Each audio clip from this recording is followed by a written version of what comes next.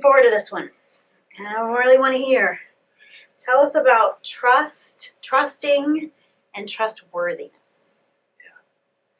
I used to think as a psychologist in meeting with couples as they would come to therapy that trust was one of the goals of therapy. That you come, let's build trust. Mm-hmm. And then a number of years ago, I was part of a research project that looked at a causal model, all these different virtues, and what happens with the outcome of marital satisfaction. And to our surprise, we learned that trust was not one of the predictors of marital satisfaction. Mm-hmm. Trust was the outcome of marital satisfaction. So, in other words, Mm-hmm. you don't work at becoming better at trusting. You work at everything else, and the result of all the other things that you do, the result of being compassionate and being grateful and being humble, being empathic and in marriage, the result of forgiveness is now I trust this person. And trust was marital satisfaction. It wasn't something that you work on to get it.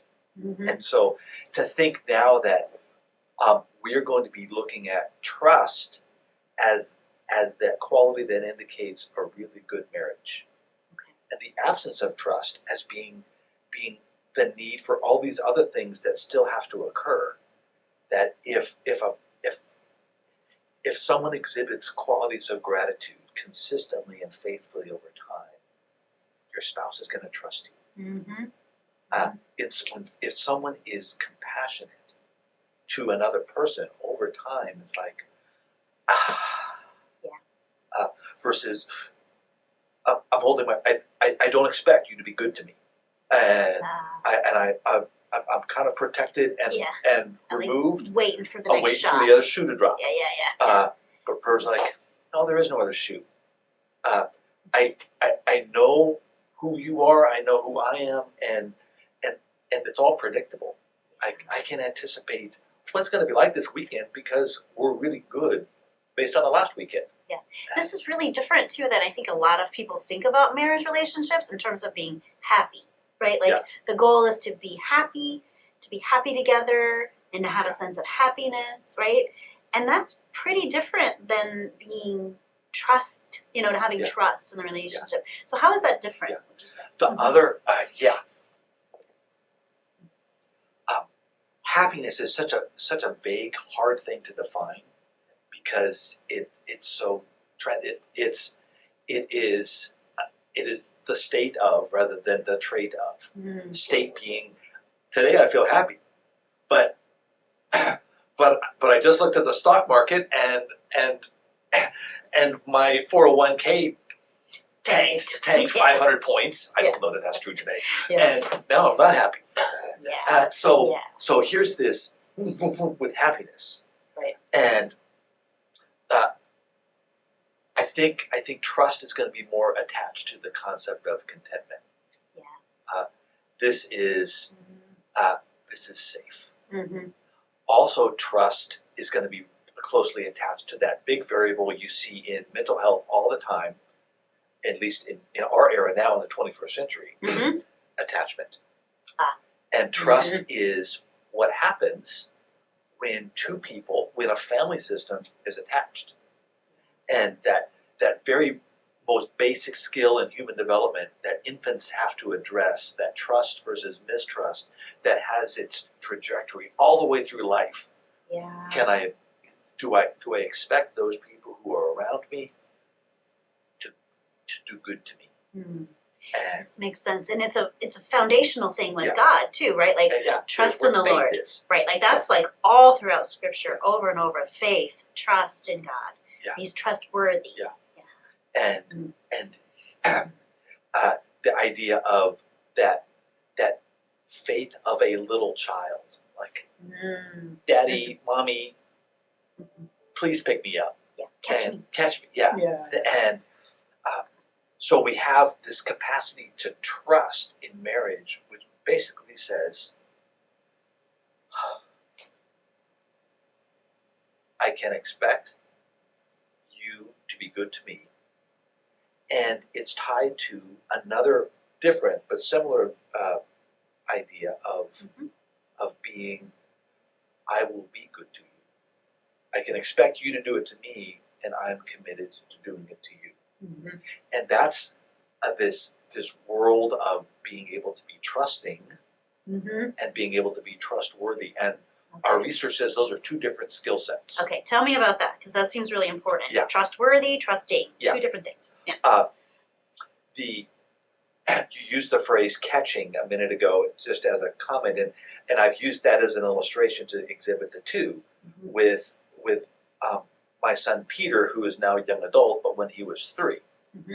He called me, and I walked around the corner to the stairs, only to be hit in my chest by a human projectile who had leaped off about the 8th step. Right. Laughing in midair, as he flies through the air like a ski jumper, hit me in the chest, and we fell on the floor, and he was just laughing.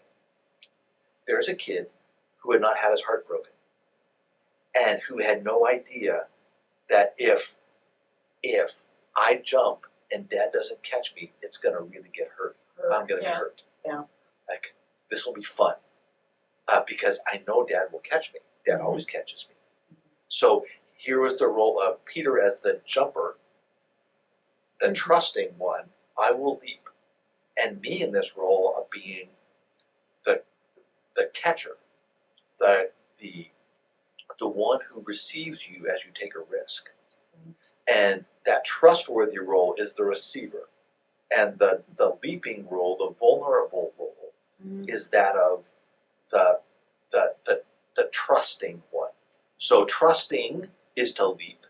To be trustworthy is to catch. And in marriage, we have to do reciprocally, back and forth, both catching and leaping. If we're married, Jen, and you have a really bad day, you need to just vent it. Okay. Got it. Let me hear it. Been there, done that. When Jeff, your husband, put his arms around you in that previous tape that we have made, the raking at the incident. raking story, he was just, I'll catch you. Yeah. Like, you're venting. Yeah. I'm here. Got it. Dump. Yeah. And at other times, you have to be the role of husband, I'll catch you. Yeah. It's a tough day. I gotcha. If you just need to be quiet, maybe his past patterns are not like verbal. Maybe his past patterns around his pain management are, I just want to do a crossword puzzle. Quiet. And, okay, you sit there, read your book. I'll sit here and read mine.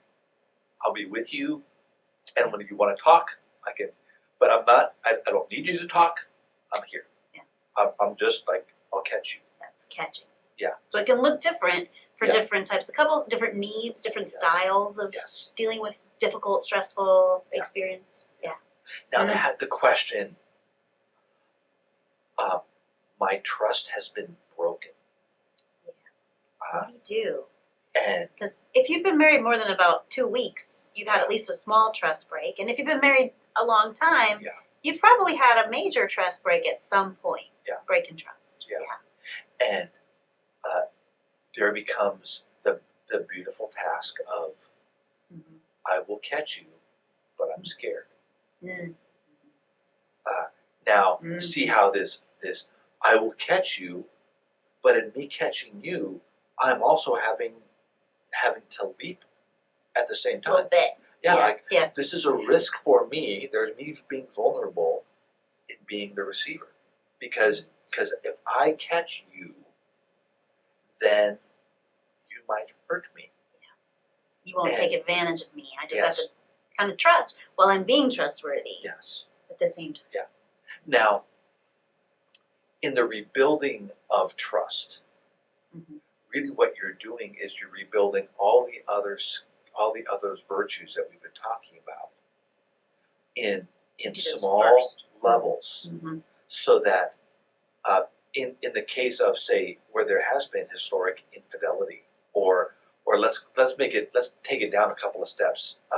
You mentioned on a previous recording, economic, economic dishonesty. Right. I didn't tell you that I bought a motorcycle. You just saw it parked in the garage. Right. Like, we never talked about that. surprise! Yeah. Ouch. Hey, you want to go for a ride? No.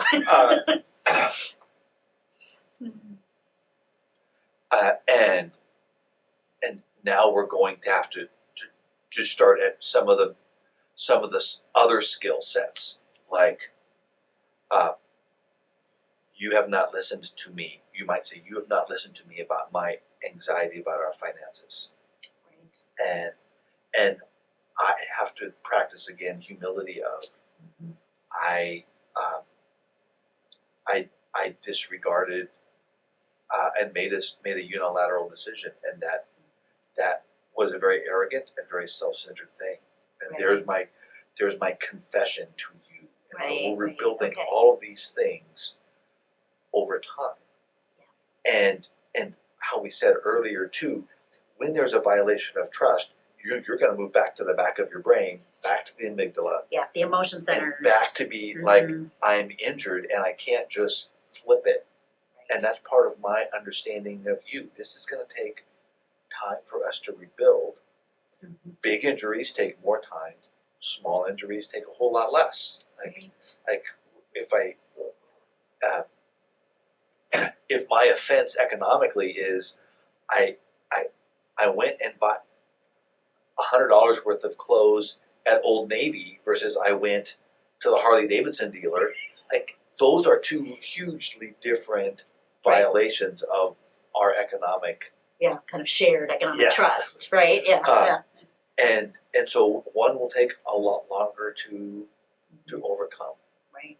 So it sounds like these things overlap. Like you keep hearing this every week where like forgiveness takes time, trust takes time. Yeah. Right? Yeah. There's a kind of process there. Yeah. Trust takes time. Trust takes time with intention. Okay. So we don't just say, oh, well, maybe I will grow trust. Maybe I won't. I think I like looking at couples' patterns.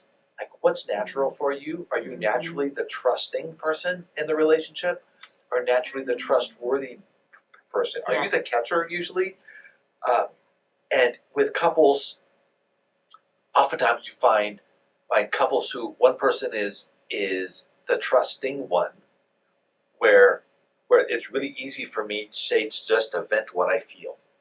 Right. I'm gonna trust you with all my pain. Yeah, and it's really easy maybe for you to receive it, and like okay, go ahead, I'm listening. Yeah, I'm good at this. I do it all the time. You're empathic and you're focused, but you don't reveal yourself. I hear you. Then, and so it might be very important for me to say, "Shut up, Jim," and let Jen talk and begin to practice this other skill of you revealing yourself, even when it becomes frustrating. Like, but she doesn't talk, so why don't you talk to me? And now all of a sudden we're right back to where we were, where I'm venting now, and I'm leaping, and you're like you're receiving my. I'm ready to trust. Yeah. I mean, to be trustworthy and catch. So so it might take time for me to have to control my tendency to be the leaper, and stay in this catching mode over.